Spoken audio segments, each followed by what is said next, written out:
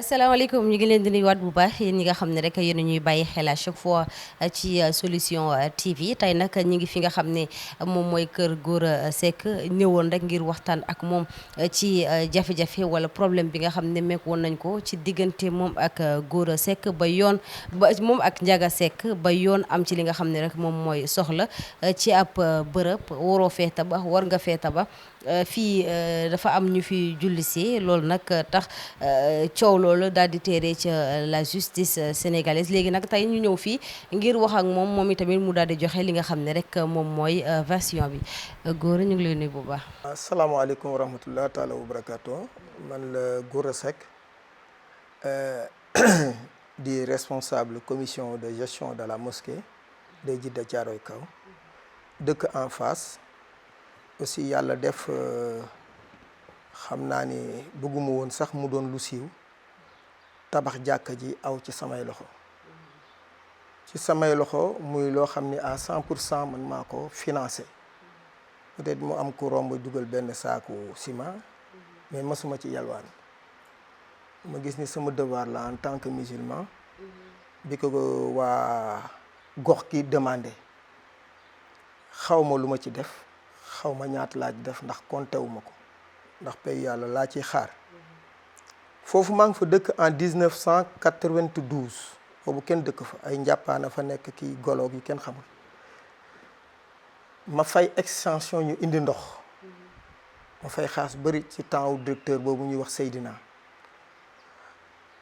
ma fay extension ñu indi courant après bi ma église bi joxoon ma surplombé sur ma demande ñu accordeel ma ko visel ma ko jox ma ko après ci leen daaga fay extension parce que courant bi dafa faible lool ndox mi faible ndox mi it ku ñuy wax baal te mujjoon nekk directeur yàlla def ñooñu ba ma koy defal ay chef de service lañu mais yàlla mujj na leen def directeur ma ciy sant yàlla ndax ñaanaloon naa leen ko ñaan bu nangu nag yàlla moom moo xam ban lay nangu. alors ma dëkk fa de jusqu'à 92 am benn waay bu nekk ci urbanisme ñëwoon proposé ma ne ma dañuy dagg ma ne ko non fii kenn du fi dagg dañuy dagg fii jaay ko ma ne ko fii kenn du fi dagg suñuy commodité leen fii def espace la boo xam ni ça nous permet de respirer mënu leen ñëw fii ci kanam di ko dagg mu ne non boo buggee yow daal lu ñu ci bëgg ñu jaay ma ne ko man du ma ko jënd espace libre man du ma ko jënd waaw espace boo bokk ak ñëpp jënd ko c'est du n'importe quoi am naa moyen yi mais du ma ko jënd. Ah, il est parti. Un bon jour, un certain Mamadou Diallo, autant, ñëw ne day tabax mais du woon sax foofu mais c'était de l'autre côté. Ah, gars yi refusé ba commissaire bi tranché na ko mënoo tabax ci commissaire u Guédiawaye bi mënoo tabax ci kanamu kër yi. Alors bi mu demee de 92 jusqu'à 2017 il y avait pas de bruit. Cette affaire-là a été annulée parce qu'il y avait 13 maisons yu ñu fa daggoon noonu ci kanam mais ñëpp duñu mujj dem xam ne loolu c'est pas possible.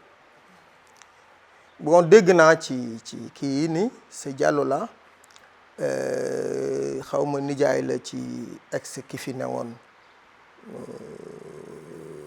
ministre de l'intérieur ou non mais ay dégg laa ci am mais nit moom boo nekkee ci pouvoir rek des fois tu te crois tout permis. voilà léegi nga baal ma taxaw ci mbirum jàkka ji. fi nga ko tabax noonu ndax yaa ngi wax si biir kàddu que ne yaa ko financé 100%. ok léegi fi nga ko tabax noonu terrain la boo xam ne yow yaa ko moom. espace public la ça fait partie de la commodité quartier bi la bokk.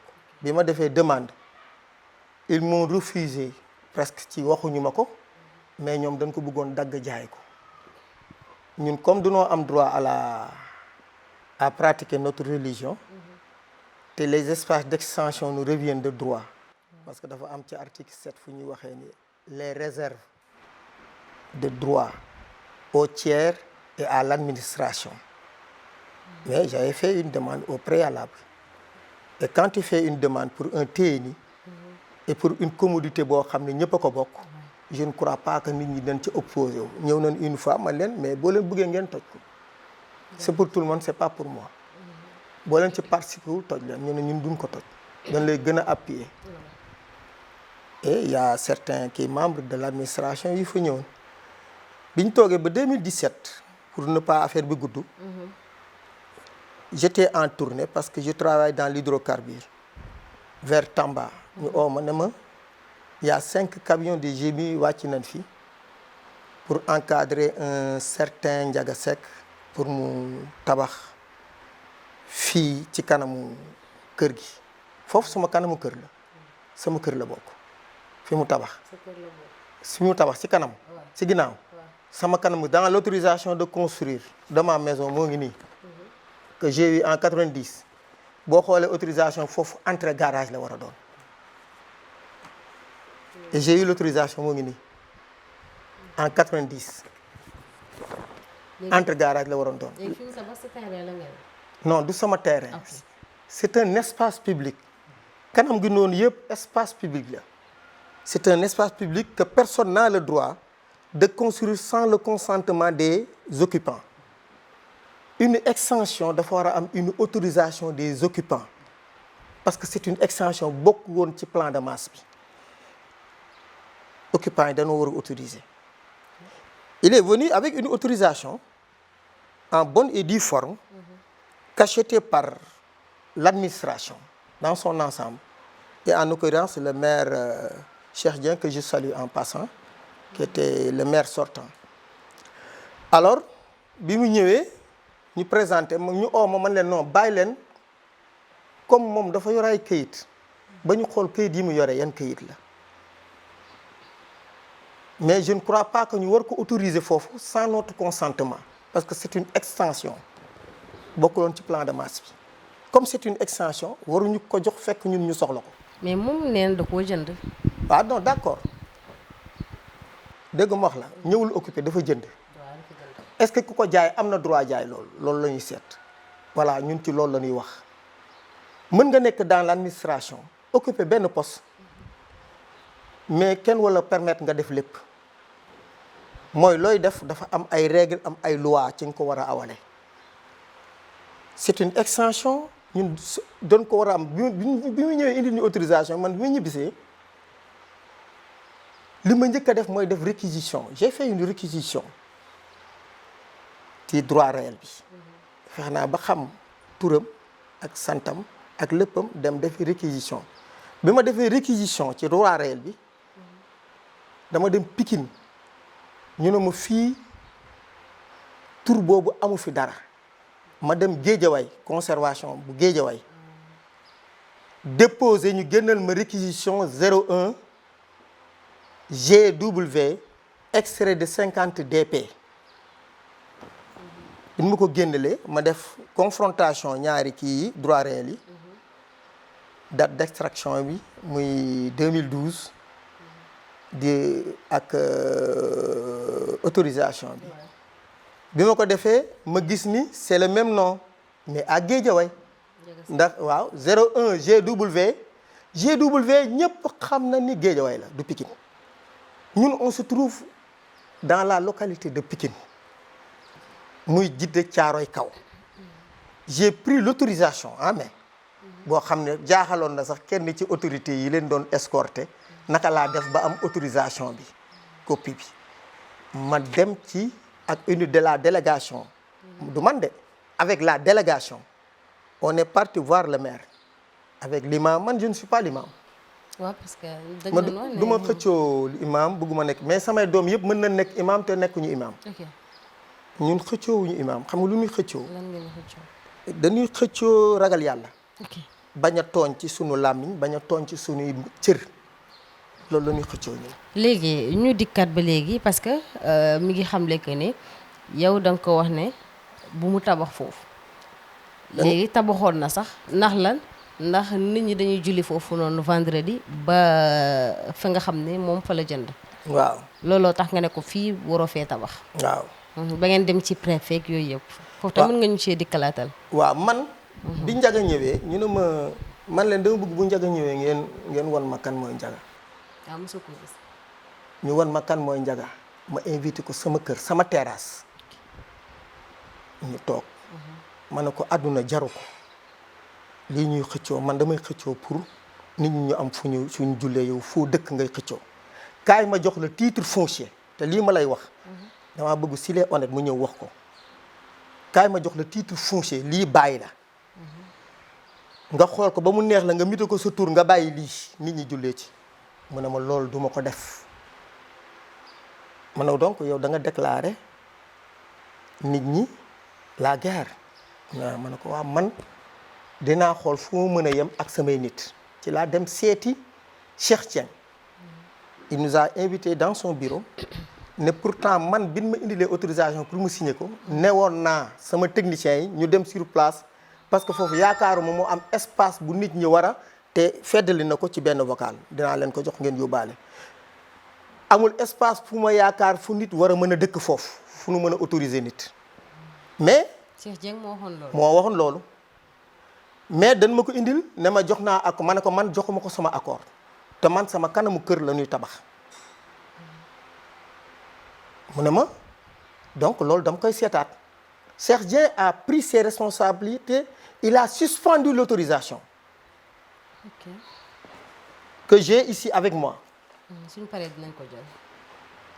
Après la suspension il est allé voir au niveau des impôts et domaines et à la conservation bii titre ni 01 GW ne doit pas concerner Pikine soit doit concerner Guédiawaye man waruma signer ci papier Guédiawaye il a annulé l'autorisation l'annulation est là par arrêté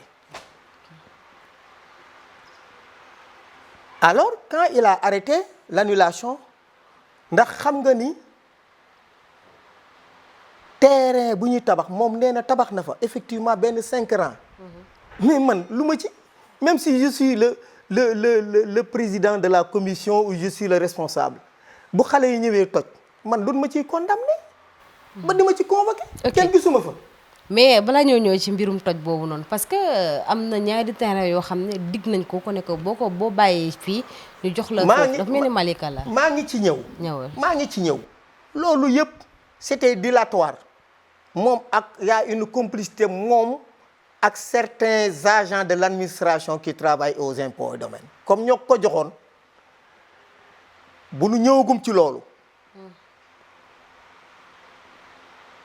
comme ñu ko joxoon te xam na ne affaire bi moo ngi nii seere na foog ñu trouver une solution de dilatoire bi ñu waxee loolu ñu réunir ñun avec les administrateurs bëgguma citer il y avait le sous-préfet de Pikine adjoint au sous-préfet le préfet de Pikine il y avait le maire il y avait Kadas qui était représenté le commissaire de police tout man li ma njëkk a laaj moom ma xaw a étonné quoi ban tarixa nga bokk waaw non parce que cette dëkk bi moom il faut se munir de carapace c'est-à-dire bokk ci benn kuréel pour di mën a def loola neex et il m'a dit ouvertement man diw mooy sama cheikh bu ma bëggoon ñëw dinaa fi indi tant de Baye Fall te dinañ xeex ak yéen. kan moo la wax loolu. Ndiaga Seck en personne. de sa bouche à mes oreilles loolu mosuma ko nettali sax parce que lii boo gisee ma koy wax mosuma ko wax kii communauté parce que damay bañ ay problème nit bu fekkee ne da nga jiite ay nit waroo wax lii indi ay problème ñëpp di soulever wu lii Ndiaga wax na ma ko ñu toog waxtaan ba si yàgg waa impôts et domaines ñu ne ñoom j'ai la lettre du directeur bi doon demandé ñu activer pour ñu jox ko ñaari terrain en remplacement à Malika mais dilatoire la woon xam nga lu tax dilatoire la bi ñu signé convention bi qui devait tout arrêter les poursuites parce que man j'avais porté plainte te bu ñu demee au fond dinañ xam ni terrain bi Guédiawaye la war a nekk te dinaa la montrer lu tax Guédiawaye la war a nekk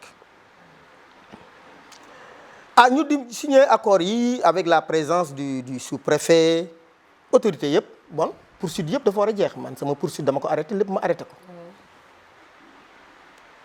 alors ndakate moom def na une plainte au niveau du tribunal il a trahi ses paroles am fa benn atte par défaut moom mooy yëgaloo ko ki nga séqal yëgaloo ko avocat ñu condamné ma à lui payer 5 millions et de quitter les lieux man j'ai pas occupé les lieux je suis chez moi.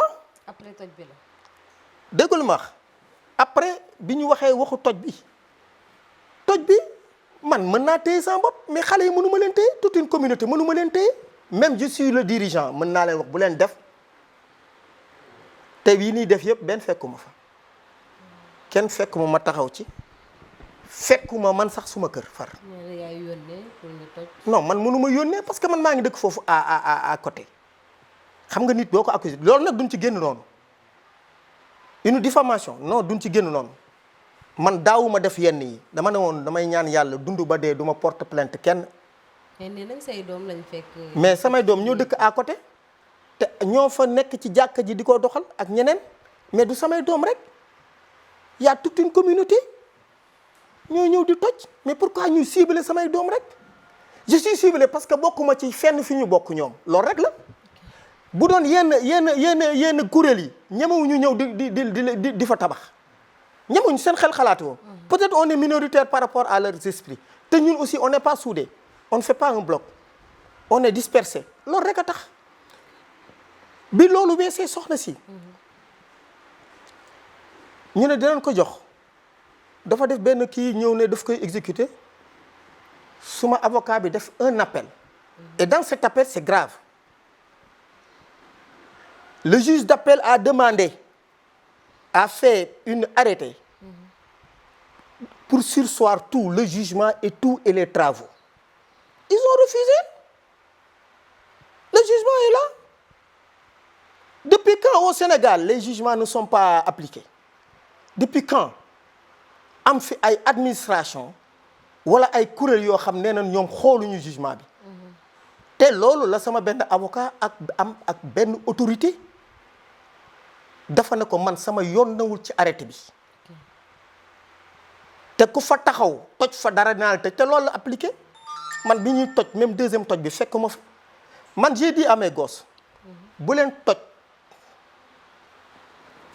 j'ai fait des saisines au niveau de la primature au niveau du bureau du bureau DSC j'ai fait benn saisine aussi au niveau du sous-préfet au niveau du préfet au niveau du maire aw ma réponse kenn rek moo ma répondre primature j'ai eu une lettre de la primature de par son directeur de cabinet qui m'a répondu et sereinement pour confier le dossier à une administration que je ne vais pas en parler donc ñooñu ñoo ngi seen enquête et je crois que dina aboutir bi ñu ñëwee bi deuxièmement bi effectivement man gendarmerie dëgg rek moo neex yàlla ñëw na fa ñetti yoon oo ma mu fekkoon ma ci suñu affaire sama affaire terrain yële j'ai délégué l'imam pour mu ànd ak délégation dem uyu ji leen parce que dam leen laaj lan la ñu ne lii ma ne lii ñun ñëpp a ko bokk te ñoom ñëpp jox naa leen dossier yi war nañ cee mën a répondre mais ñoom dañ ko jëlee comme un refus ba benn jour le commandant est venu devant moi sama kanama njaboot woy dama lay oo mais avec une kii ma ne ko man uyu si wu ma du force yow ma uyu si la pour terrain bi parce que ni mu wax ak man mën naa ko jur wala ma mat nijaayam donc am na nu mu war a wax ak man avec une arrogance te d'ailleurs looloo tax dewuma parce que bu ñu demoon affaire bi nee na lay transformer parce que dañ lay gëdd nga tontu mu mujj ci outrage man dama leen di éviter ñu bëri dañ lay wax wéy bul ko owee avocat am xamul tax may yónnee suma avocat man xam naa suma bopp je ne me laisse pas faire du ma tooñ nag te damay bañ ñu conduire ma ci leneen te j'ai pris de l'âge am na lu may daw te dama yore njaboot ñu nekk sama ginnaaw bu mujj bi may dem jeudi bi j'ai dit à mes gosses. avant bu mujj bi nga baal ma parce que mi ngi xamle que ne heure boo tojee da ngeen di dem ci yoon heure boo leen demee ci yoon avec sursis lañ leen di daan lañ lay daan du moins. non benn yoon lanu mën a am benn jugement avec sursis benn yoon waxul dëgg benn yoon te man ak sama doom la ñu jël ne ñun ñaar ñoo toj. ñoom yóbbu na la ñaari yoon ci yoon. non benn yoon la ma yóbbu ci yoon ñaareelu yoon bi mooy bu mujj bii te bii dañ ma débouté parce que def nañ seen enquête ak seen réquisition gis nañ ne laalewu ma ci dara te pourtant denc nañ ma ci ñaari jours garde à vue bu metti sax ci dans une prison boo xam ni balewuñu ko préparé wuñu ko dama jékki-jékki di wax ak kii bi rek dina ci ñëwaat ma wax la nu mu demee di wax ak moom rek ba si yàgg mu ne woy tu es en kii d'arrestation en arrêt waaw tu es en état d'arrestation devant mon avocat mais heureusement j'ai eu l'intuition quand je partais je suis parti avec mon avocat pour que ñu bañ ma tuumal yenn yi quoi waaw parce que man dama xam administration nu muy doxee mais ba ngay dem yóbbuwaale woo papier yi nga xam ne. papier yëpp laa yóbbu.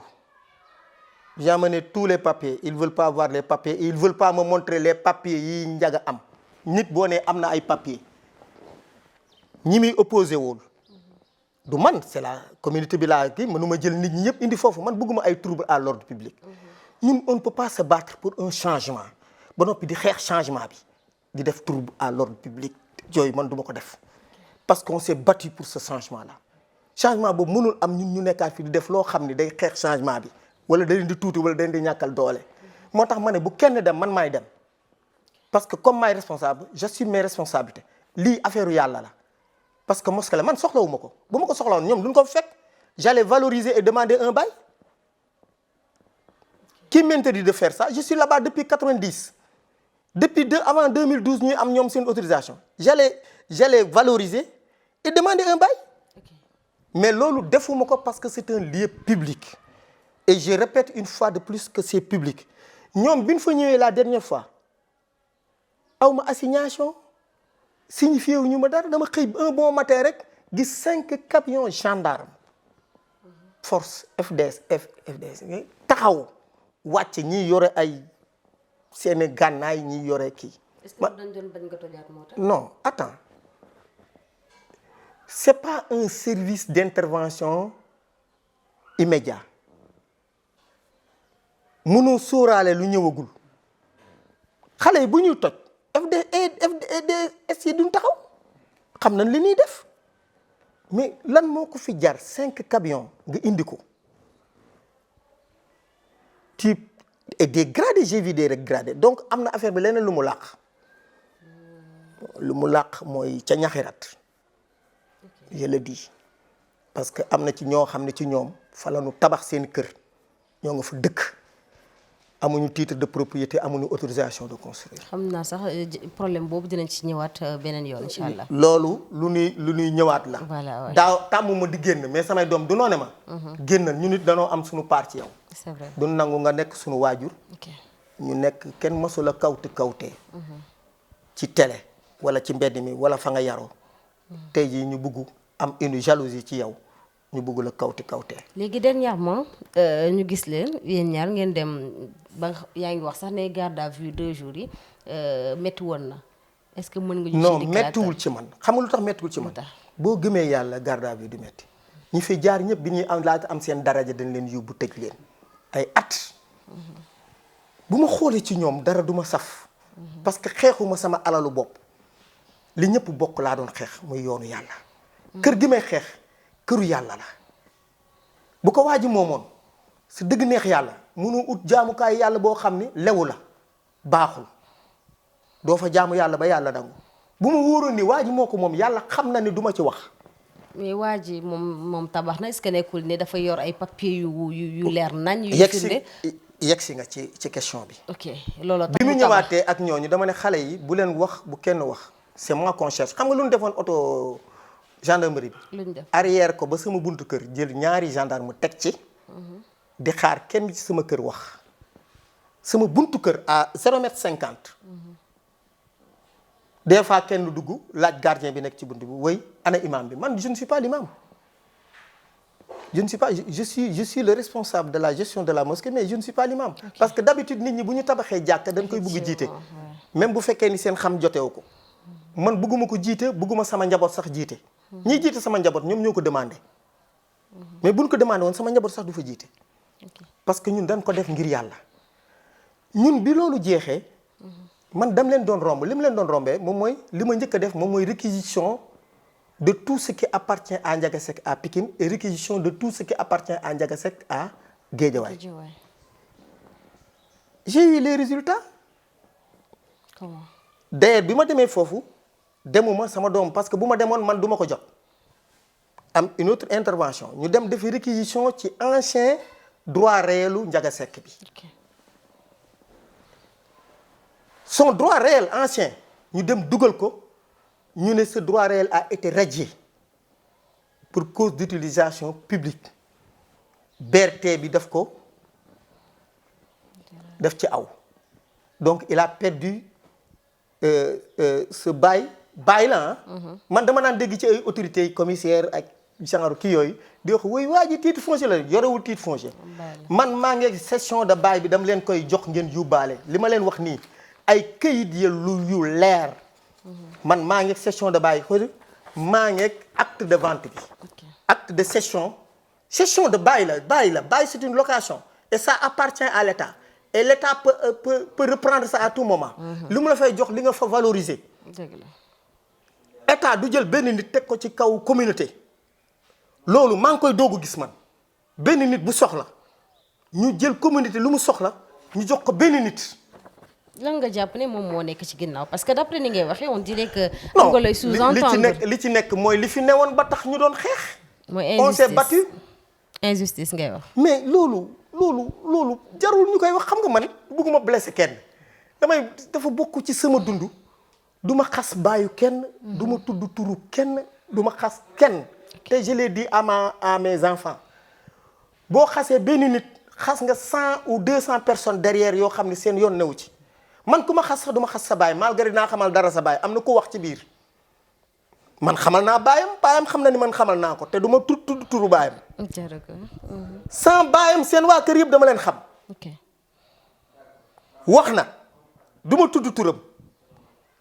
bu ma doon ku bon ay frère am ay grand frère man lan leen bàyyeele man maa leen ñaanal jabar sœuram maa ko maye man lan ko bàyyeele wax bon baayam bon bàyyeele na ku bon man maay ku bon ku mu wax noonu ci biir télé bi moom bon xam naa ki xool ku bon ba di ko jox waroo tane kooku man nag du ma tudd baayam te du ma tudd turam waaw dama def réquisition ñu gis ni le bail a été radié. Les 01 GW avec ce qui suit a été radié et maa ngi nii réquisition bi lot 208 xam nga lu tax ñu radié ko. lan moo tax. Le BRT à Guédiawaye n'a impacté aucune maison. Il créait des titres fictifs qu'il distribuait mais dañuy seet benn poche rek bu la neex ñu jox la ko fa. comme secret bi doon na feeñ. ñu radié ko créer ko beneen pour le recasement du terre beneen bu ñu ko créer pour le recasement du terre maa ngi ak moom. ils l'ont modifié jours yi parce que si les jours passés la mu amoon moo ngi ci boobu lan ko fayee boobu ñu radié. mais dañ ko bëggoon déplacer indi ko foofu ci kër gi mais buñ la radié. yóbbu la dans un site de recasement bu BRT. ñoo ngi wax ay kii ak yooyu xanaa doo ko indi ci benn poche bi mu newoon nga ne foofu la amaat beneen baay ci même baay beneen baay nga bëgg ko indiwaat foofu te le 01 GW boobu mu amoon c'est radié boobu la ñu bëgg jël xajal ko foofu ñeenteel bi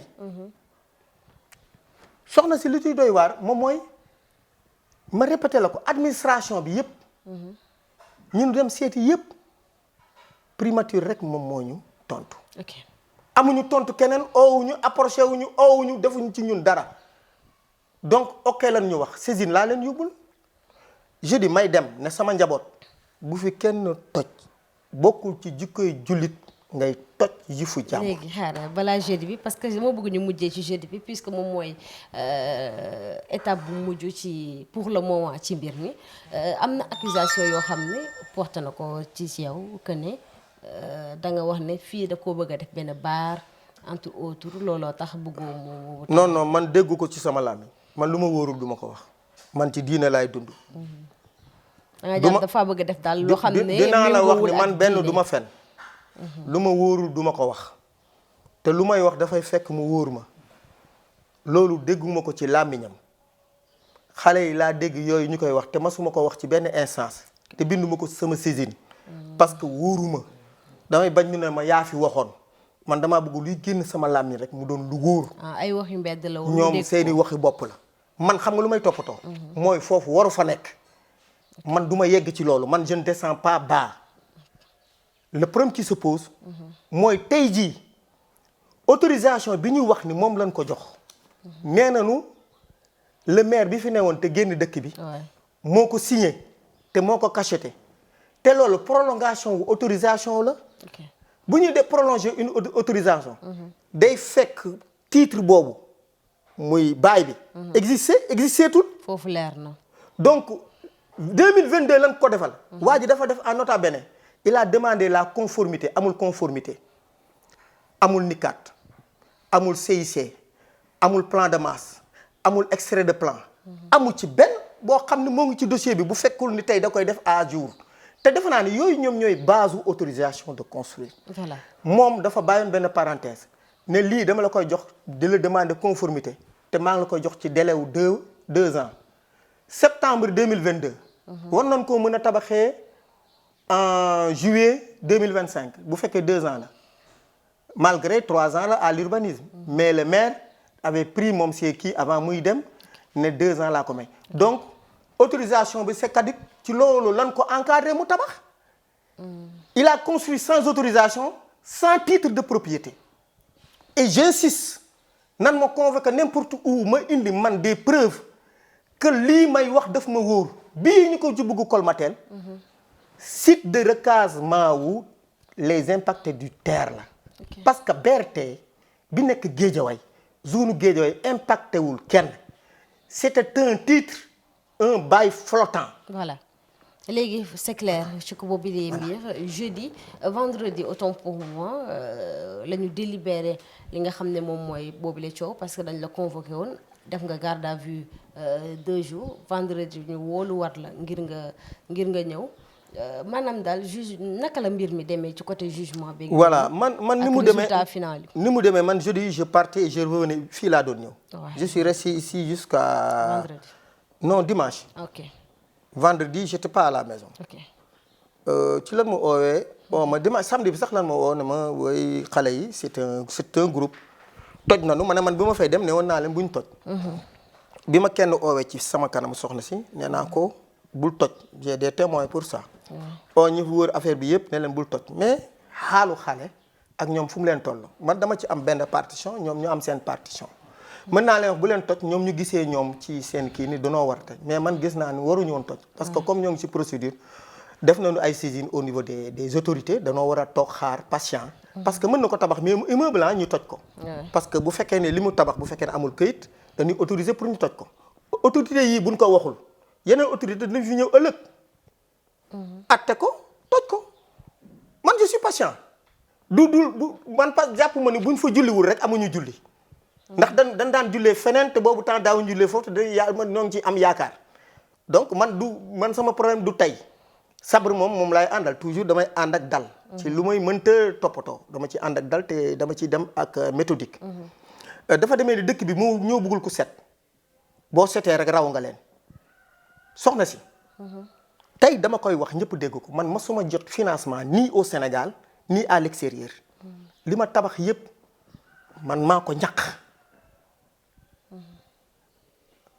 mosuma am prêt bancaire ni prolongation mosuma saraxul jàkka ji ñi ko fa doon saraxul di saraxul ñeneen dam leen nan ko arrêté maay fay bu dee ndox maa ko daan fay bu dee courant léegi fayatu ba parce que dama monté forage bu dee courant man maay fay mosuma laaj kenn lu mu fay def maay peinture maay changer tapis man maay def li may def j'ai dit à tout le monde même biñ ñu condamné à payer 500 quelque bu ñu defee seen kër dama leen ne denc leen ko j'ai payé de ma poche.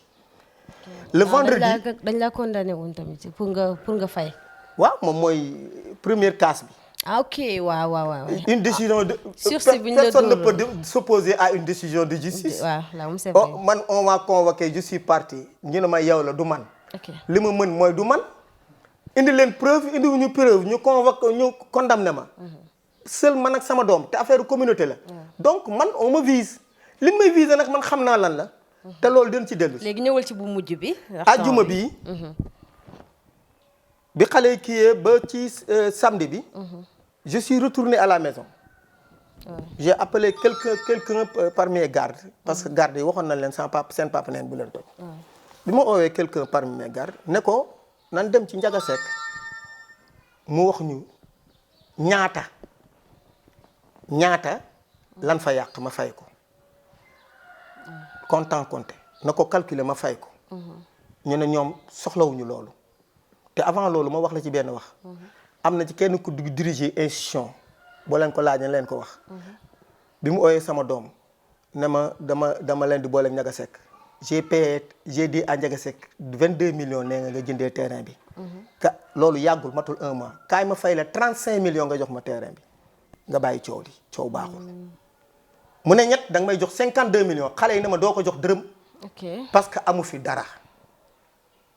mais man j'étais prêt pour coow bañ a am te xam naa ni moomu ko.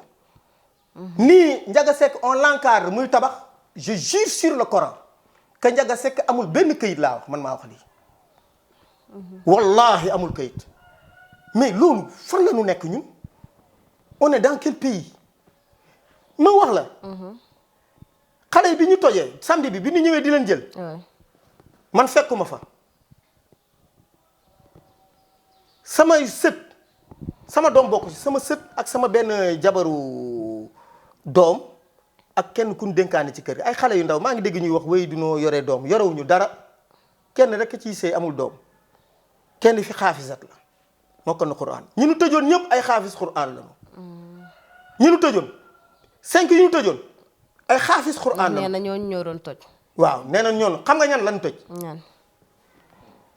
bu ñu demee ñu denc leen ak garde à vue li ci gën a grave moom mooy garde à vue bi dimanche je suis parti pour les voir ñoom xale yi.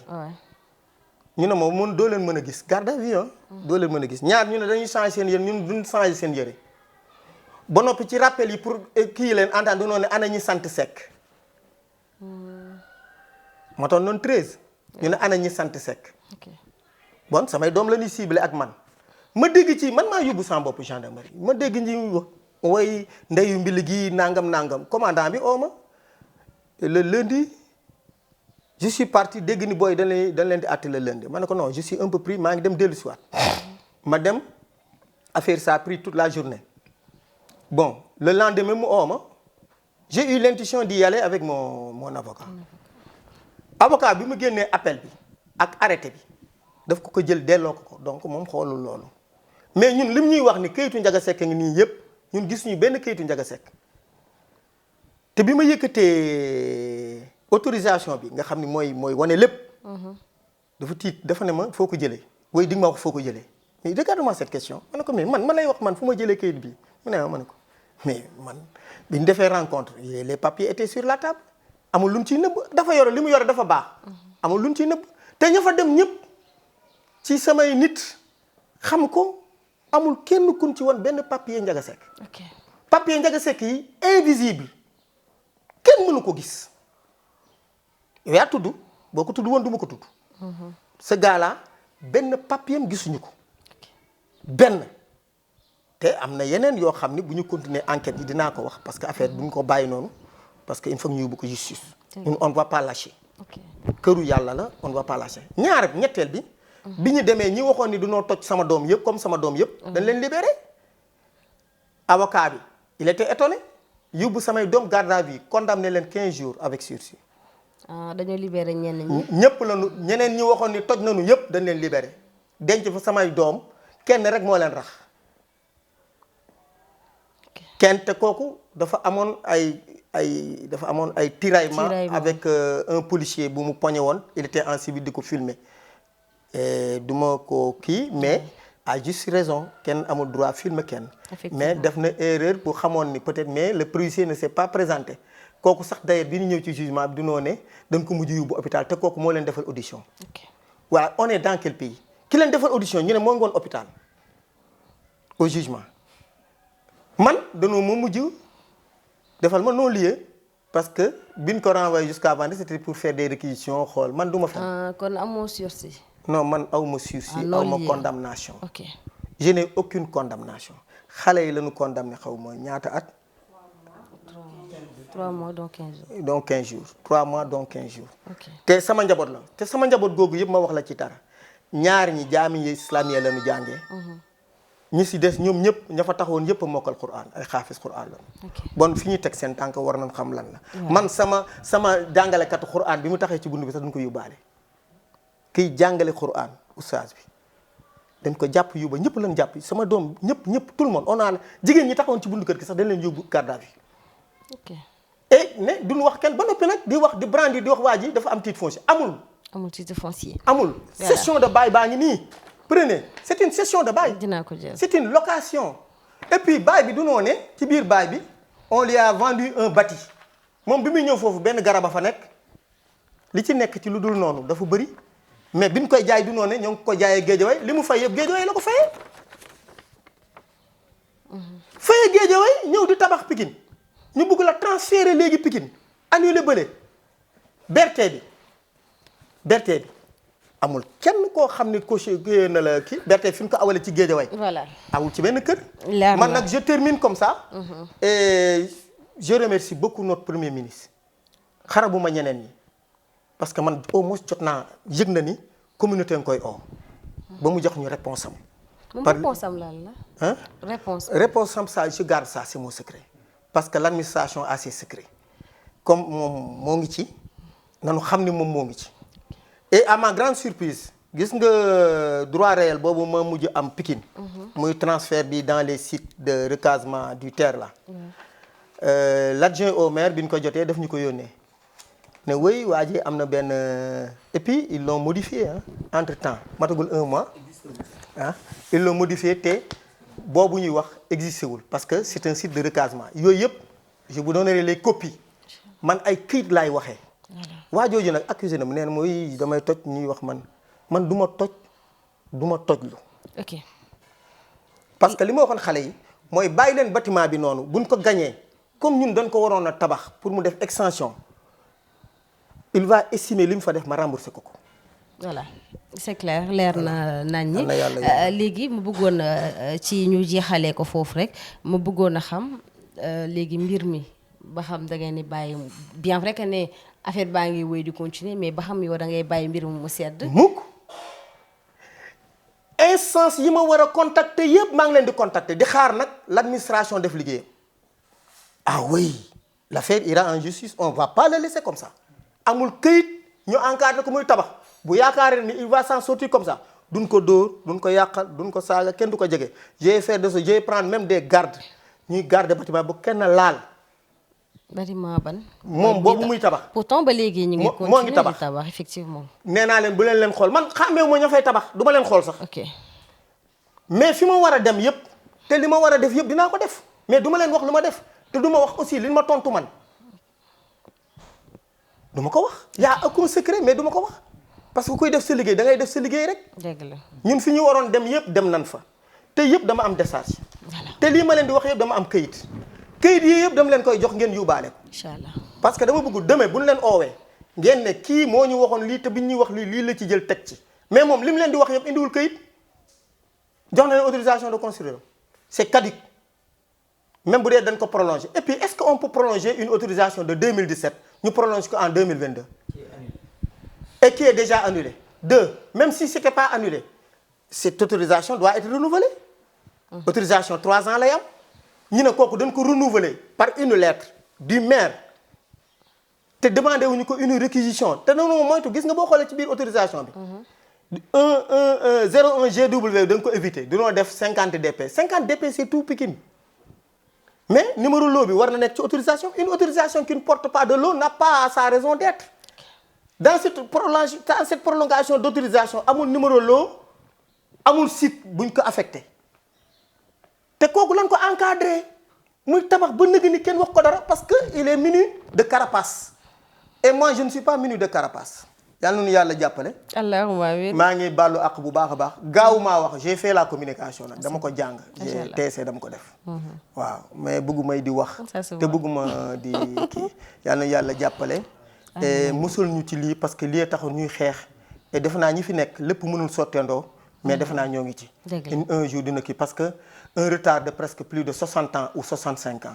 kenn mënu koo régler ci ñeenti fan ñoo ngi leen di ñaanal yàlla wér. ñaanal leen li noon yi bëgg ci ñoom yàlla buñ ko am yàlla bu ñu tas. le président et le premier ministre parce que bu ñu tasee mooy tas nañ suñu yaakaar.